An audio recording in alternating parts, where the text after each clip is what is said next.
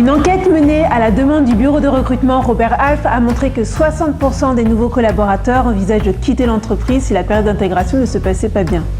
D'ailleurs, d'autres sources indiquent que près de 20% des collaborateurs envisagent de quitter l'entreprise dès le premier jour.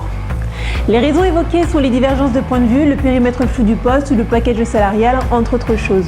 Pour remédier à cette perte, il peut être pertinent d'inclure le nouveau salarié dans un parcours d'intégration ou onboarding en anglais.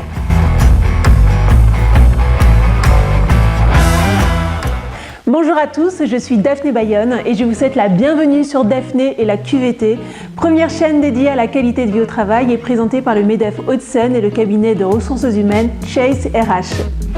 Aujourd'hui, dans un marché du travail hautement compétitif et face à la difficulté grandissante que vous pouvez rencontrer à attirer les talents et fidéliser vos collaborateurs, vous devez construire un parcours d'onboarding qui assurera la bonne intégration de votre nouveau salarié.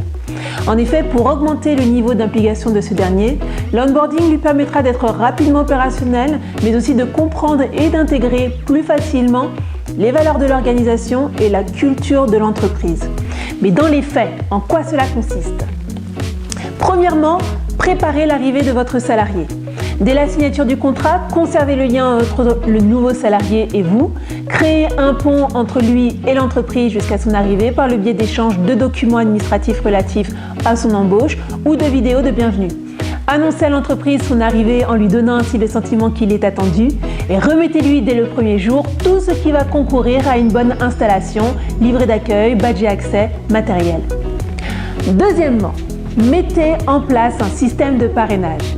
Les parrains et marraines sont un soutien pour le nouveau collaborateur dans la découverte des métiers et des responsabilités de chacun, mais aussi dans les us et coutumes de l'entreprise. Ils permettent aux nouveaux salariés de se familiariser plus rapidement au fonctionnement et à la dynamique de l'entreprise. C'est un rôle qui doit être fortement valorisé au sein des effectifs. Troisièmement, faciliter les conditions de travail.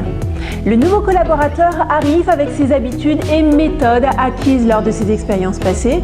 Il est parfois recruté précisément pour la mise en œuvre de ses compétences, mais dans d'autres cas, il peut être bon de l'informer sur l'organisation particulière de votre entreprise, les délégations managériales ainsi que les circuits de décision s'ils n'ont pas déjà été évoqués durant la phase de recrutement.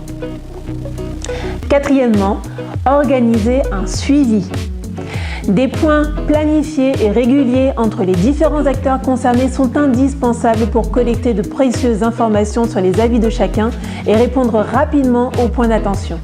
Ainsi, les malentendus et les tensions peuvent être réglés rapidement. Un processus d'onboarding bien pensé, en accord avec le secteur d'activité et le fonctionnement de l'entreprise, contribue à une intégration plus rapide et réussie des employés. Ils se sentent à l'aise dans leur nouvelle fonction, à leur place dans l'entreprise et complètement engagés dans la stratégie de cette dernière. Ce qui a pour avantage de répondre au désir d'épanouissement et de bien-être au travail des salariés. Cette émission est à présent terminée. Le MEDEF des Hauts-de-Seine est à votre disposition si vous souhaitez être aidé ou conseillé sur l'onboarding. Sachez qu'il existe par ailleurs un grand nombre de solutions à votre disposition par rapport à l'ensemble des problématiques RH que vous pouvez rencontrer. C'était Daphné Bayonne et je vous dis à très bientôt.